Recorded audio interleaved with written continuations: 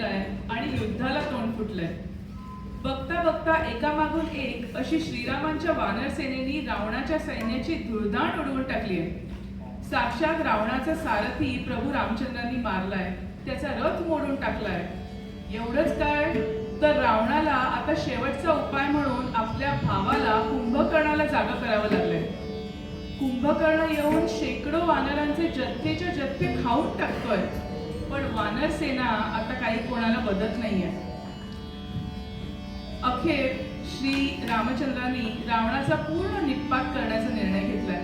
आणि काय केलंय तर अगस्ती ऋषींनी दिलेला दैदिप्यमान बाण त्यांनी धनुष्यावर चढवलाय आणि रावणाच्या छातीचा अचूक नेम घेतलाय आणि अशा तऱ्हेने रावण वध झालाय. श्रीराम सीतेसह पुष्पक विमानाने अयोध्येला परतले आणि सर्व नगरजनांचा आनंद गगनात मावेनासा झालाय. त्यांचे प्रभू रामचंद्र इतक्या वर्षांनी आज स्वगृही परतले. सगळीकडे सीतावर रामचंद्र की जय असा त्रिवार जय जयकार सुरू आहे. श्रीरामांनी हनुमान, सुग्रीव, अंगद आणि सर्व वानरसेनेचा सन्मानपूर्वक पाहुणचार केलेला आहे आणि आता सगळ्यांचा निरोप घ्यायची वेळ येऊन ठेपली आहे.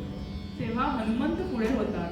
अत्यंत भावुक होऊन श्रीरामांच्या चरणी जाते म्हणतायत, प्रभू मला आजन्म तुमची सेवा करायची आहे, म्हणून मला असा वर द्या की मला तुमच्या चरणांपाशी कायमचं स्थान मिळेल.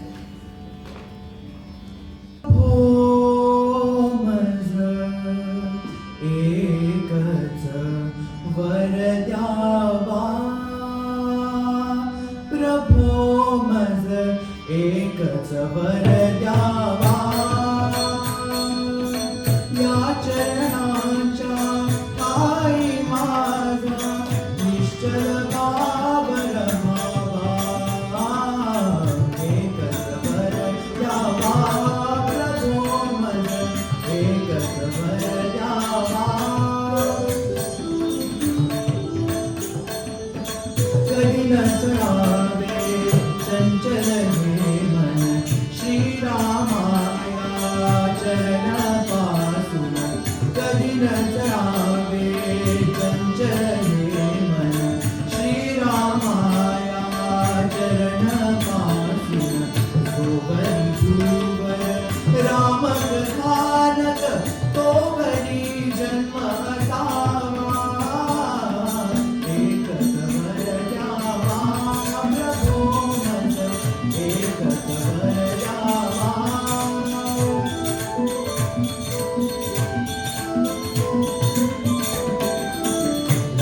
रामकथानिक वदने गावी रामकथाया श्रवणी यावी.